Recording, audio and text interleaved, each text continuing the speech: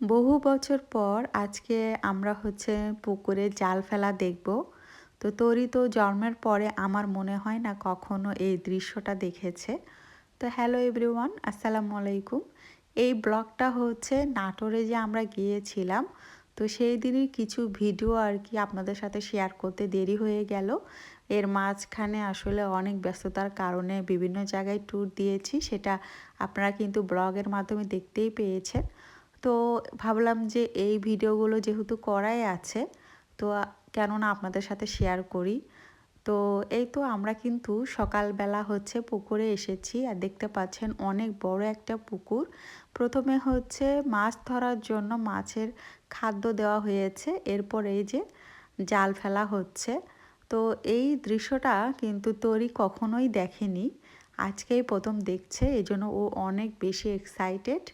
কারণ এই যে পুকুরে যে মাছের খাদ্য দেওয়া হয়েছে, তাতেই অনেক মাছ উপরে এসে খাচ্ছিল, আর ওইটা দৃশ্য আসলে দেখার মতো ছিল। কিন্তু তখন আসলে ভিডিও করার মুড ছিল না, এই জন্য ভিডিও করিনি। তো যাই হোক, দেখতে পাচ্ছেন যে জাল ফেলানো হচ্ছে। তো এই যে অনেকগুলো মাছ উঠে এসেছে, আর এই তাজা তাজা মাছ দেখে তরি অনেক খুশি। তো আমার সঙ্গে তো আমার পিচিটাও ছিল, পিচিও দেখছিল এবং অনেক হাসতেছিল। তো এই মাছগুলো দেখে আমার অনেক ভালো লাগলো, কারণ পুকুরের একদম তাজা মাছ।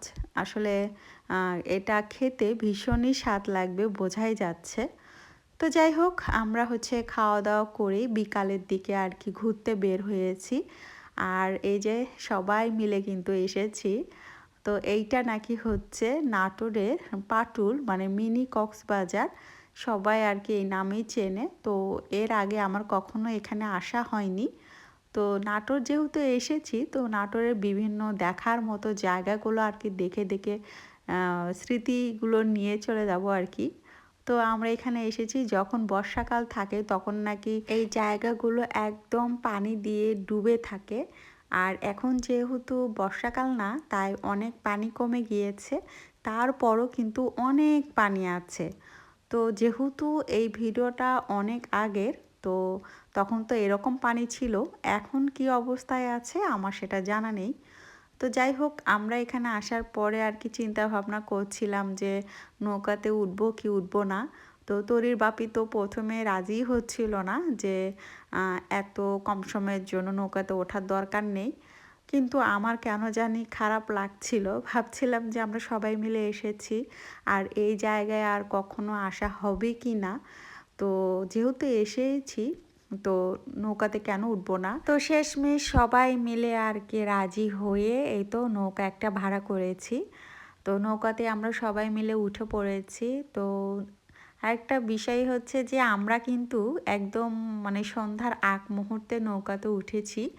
তো এই জন্যই আসলে তরির বাপি চাচ্ছিল না যে খুব একটা বেশিক্ষণ আমরা ঘুরতে পারবো না, তাড়াতাড়ি আর কি সন্ধ্যা হয়ে যাবে। তো আমি পরে ভাবলাম যে যেটুকু সময়ই থাকি না কেন, একটু নৌকাতে ঘোরাফেরা করি, এইটুকুর মধ্যেই আর কি এনজয় করা যাবে। তো এই তো সবাই বসে আছি। তো দেখতে অনেক ভালো লাগছিল, নদীর মাঝখানে আর কি নৌকা নিয়ে ঘুরে ফেরাটা আসলে অনেক কিন্তু ভালো লাগে। রীতিমতো এটা আমাদের জন্য ছিল ছোটোখাটো নৌকা ভ্রমণের মতো আর কি। তো এই তো অনেক দূর দূর গ্রাম দেখা যাচ্ছিল। তো সামনে নাকি একটা গ্রাম আছে, যেখানে 4 পাশ দিয়ে পানি, আর মাঝখানে নাকি ওই গ্রামটাই শুধু আছে। গ্রামের নামটা সঠিক আমার মনে পড়ছে না এই মুহূর্তে। তবে ওই গ্রামে নাকি সারা বছরই 4 পাশ দিয়ে পানি থাকে। ওদের যাতায়াতের একমাত্র ব্যবস্থাই নৌকা। তো যাই হোক, গ্রামটা আসলে ভিতরে গিয়ে দেখলে হয়তো বা আরও ভালো করে বোঝা যেত। তো আমরা সবাই মিলে বাদাম খাচ্ছিলাম, গল্প করছিলাম, অনেক হাসাহাসি হচ্ছিল। সব মিলিয়ে আর কি অনেক সুন্দর একটা মুহূর্ত আমরা কাটাচ্ছিলাম, ভালোই লাগছিল আর কি।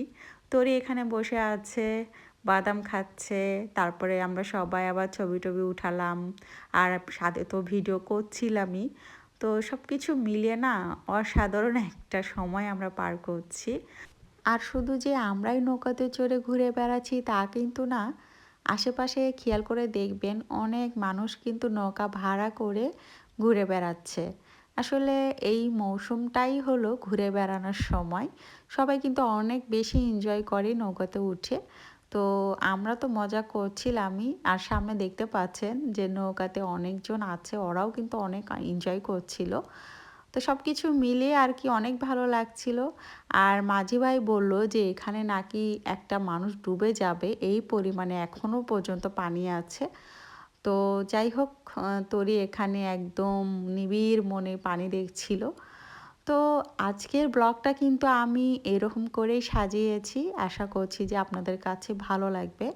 যদি ভিডিওর এই পর্যায়ে এসে মনে হয় কোনো একটা জায়গায় এতটুকু ভালো লেগেছে, তাহলে আমার চ্যানেলটিকে সাবস্ক্রাইব করে আমাকে সাপোর্ট করবেন। আর যারা অলরেডি এই কাজটা করে ফেলেছেন তাদেরকে তো জানাই অসংখ্য ধন্যবাদ। ওই যে ভিডিওর মাঝখানে বলেছিলাম না যে একটা গ্রাম আছে চারপাশে পানি, এই তো এই সেই গ্রামটা। দেখতে কিন্তু অনেক সুন্দর, তাই না? তো আমরা এই গ্রামের পাশ দিয়েই কিন্তু আবার নৌকাটাকে ব্যাক করে নিয়েছি। তো যাই হোক, আজকের ব্লগটা এই পর্যন্তই, তাহলে সবাই অনেক ভালো থাকবেন। আর সেই সাথে কিন্তু নাটোরের সবগুলো পর্ব আপনাদের সাথে শেয়ার করা হয়ে গেল। তো আল্লাহ হাফেজ, আসসালামু আলাইকুম।